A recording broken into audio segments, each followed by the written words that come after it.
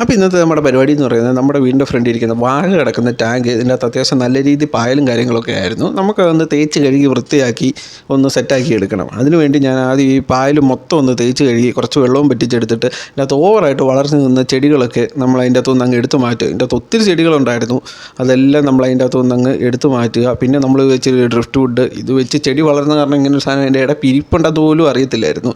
പിന്നെ ഒരു കല്ലെടുക്കുക, ആ കല്ലിലേക്ക് നമുക്ക് തോട്ടിൽ നിന്ന് കിട്ടിയ ഈ പ്ലാന്റിൽ ഇതൊന്ന് കെട്ടിയെടുക്കണം. എന്നിട്ട് നമുക്ക് ഇത് അക്വേറിയത്തിന് നടുക്കിറക്കി വെക്കാനായിട്ടുള്ള സെറ്റപ്പാണിത്.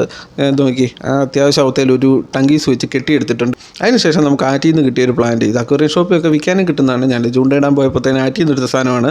അതും കൂടെ ആ സൈഡിലേക്കൊന്ന് നട്ട് അതിൻ്റെ അകത്തോട്ട് ഇറക്കി വെക്കാം. പിന്നെ നമ്മൾ എടുത്ത ഡ്രിഫ്റ്റ് വുഡ് ഇത് ജസ്റ്റ് ഒന്ന് കുറച്ചൊരു ചെറിയ രീതി പായലൊന്നും കളയാതെ കഴുകിയിട്ട് മുമ്പേ വെച്ച അതേ പ്ലാന്റ് തന്നെ അതിൻ്റെ ഈ വിടവുകളിലേക്കെല്ലാം നമുക്ക് കയറ്റി വെക്കാം. ഇത് അത്യാവശ്യം ചീഞ്ഞൊന്നും പോകാത്ത അത്യാവശ്യം നല്ലൊരു പ്ലാന്റാണ്. നമ്മുടെ ഈ തോട്ടിലിൻ്റെ സൈഡിൽ ഇരിക്കുന്ന കല്ലേലും കാര്യങ്ങളിലും ഉള്ള ഒരു പ്ലാന്റാണ് കാണുന്നത്.